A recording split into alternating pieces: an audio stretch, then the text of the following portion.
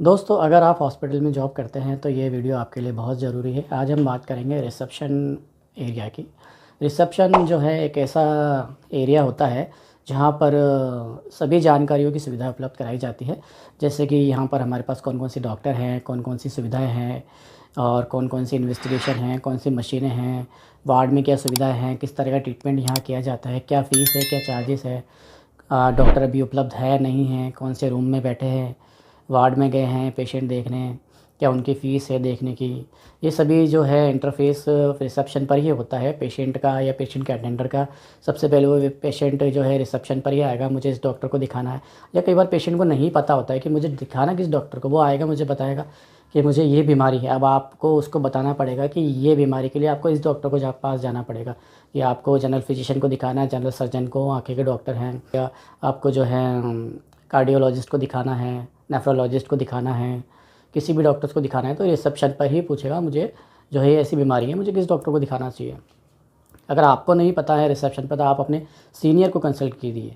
जो भी आपके मैनेजमेंट है, स्टाफ है, उनसे आप कॉल करके पूछिए कि इस बीमारी का पेशेंट आया है, वो पूछ रहा है मुझे किसको दिखाने, कौन से डॉक्टर को मैं रेफ़र करूँ, किस डॉक्टर का पर्चा बना के दूँ उनको।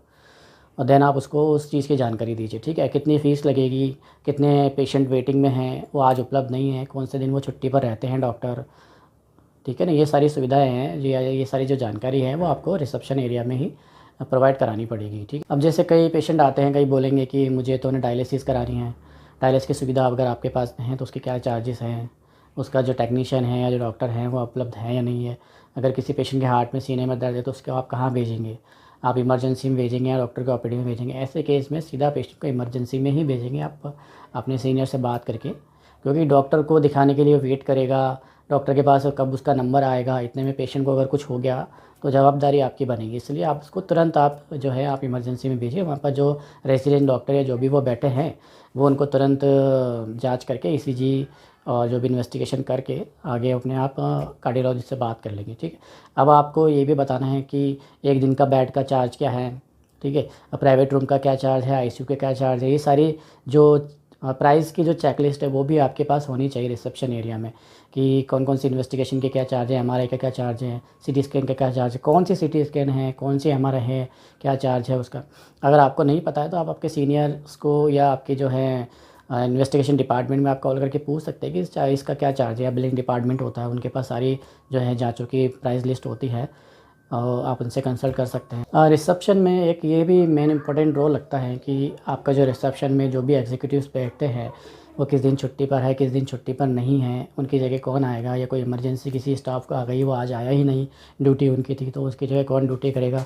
ये भी आपके पास में जो है अवेलेबिलिटी होनी चाहिए कि एक्स्ट्रा स्टाफ की, तो इसका भी आपको ध्यान रखना पड़ेगा।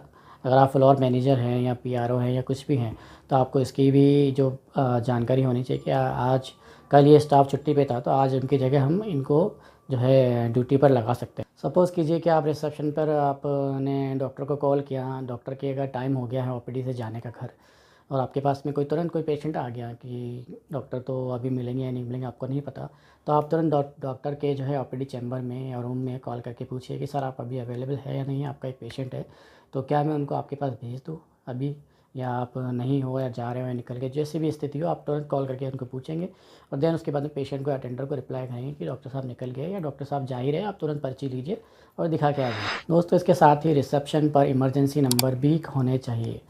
जैसे एम्बुलेंस हो गया, फायर का हो गया, या आपके पुलिस स्टेशन का हो गया, कोई भी इलीगल एक्टिविटीज़ अगर हॉस्पिटल में होती है, कोई भी अटेंडर या कोई भी हंगामा करता है तो उस स्थिति में आपको तुरंत पुलिस को कॉल करना पड़ेगा। सबसे पहले अपने सीनियर को कॉल करेंगे, उसके बाद पुलिस को कॉल करेंगे इमरजेंसी में।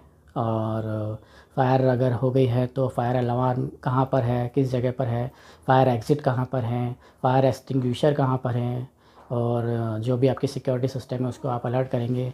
जो भी इसका एक कोड होता है फायर का, और जो भी कोई मेडिकल इमरजेंसी होती है इसका एक कोड होता है जो कि सबको रिसेप्शन पर पता होना चाहिए कि क्या कोड है, किसको कॉल करना है। ये सब सुविधाएं आपके रिसेप्शन के एरिया के अंतर्गत ही आती है। रिसेप्शन के अंदर दोस्तों एक चीज़ का और विशेष ध्यान रखिए, पेशेंट, अटेंडर कोई भी हो, कोई भी आपसे बदतमीज़ी करता है, आपको उसके साथ में बदतमीज़ी से जवाब नहीं देना है, आपको उसको प्यार से ही जवाब देना चाहिए कि सर आप गलत बोल रहे हैं या आपका बोलने का तरीका गलत है। इस तरह से आपको नहीं बोलना चाहिए। आप पेशेंस रखिए, आपका प्रिस्क्रिप्शन पैड बन जाएगा या आप काफ़ी टाइम से वेट कर रहे हैं, उसके लिए हम आपसे क्षमा चाहते हैं। आप उसको सॉरी अपोलोजाइज़ करेंगे, लेकिन आप उसके ऊपर हाइपर नहीं होंगे, आप उसके ऊपर गुस्सा नहीं करोगे।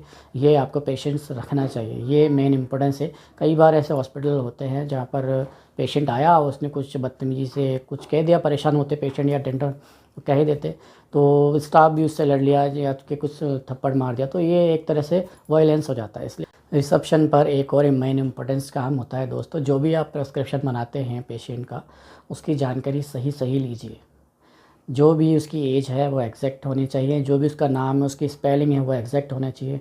क्या पता वो टीपीए का पेशेंट हो, कैशलेस हो, रिएम्बर्समेंट कराना चाहते हो, अगर एक भी स्पेलिंग उसकी रिसेप्शन पर ही गलत हो गई तो उसका पूरा बिलिंग वगैरह फाइल वाइल जो भी उसका जांचें होंगी वो सारी की सारी ही गलत हो जाएंगी। दोस्तों रिसेप्शन पर एक और वर्क होता है कि जो भी आपका रिसेप्शन का जो एरिया है, उसका डेस्क, उसके आसपास का जो फ्लोर है, जो भी दीवारें हैं, जो भी है, वहाँ पर क्लीनिंग पूरी प्रॉपर होनी चाहिए। और इस तरह की जो है पूरे हॉस्पिटल का आपको पता होना चाहिए कहाँ पर क्या चीज़ है। फर्स्ट फ्लोर पे आईसीयू है, सेकंड फ्लोर पे जो है ओटी है या वार्ड है या जनरल वार्ड है या एनआईसीयू पीआईसीयू जो भी है, उस सभी चीज़ों की जानकारी आपको रिसेप्शन पर होनी चाहिए ना।